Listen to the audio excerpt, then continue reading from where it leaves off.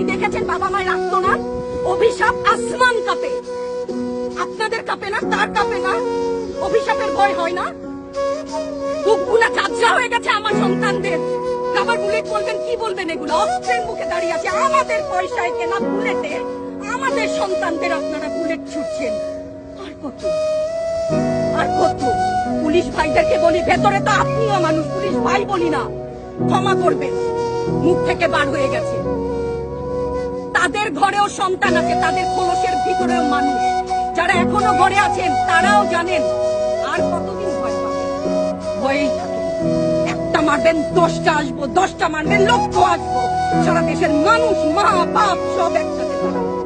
ওদের সন্তানকে মানুষ করার জন্য আমাদের কাছে, শিক্ষকদের কাছে পাঠিয়েছিল। কি জবাব দিব? আমার তো কোনো মুখ নাই, আমি শিক্ষক, আমার ভাষা নাই। তাদের কাছে হাত জোড় করে মাপ চাই, নিরাপত্তা দিতে পারি নাই।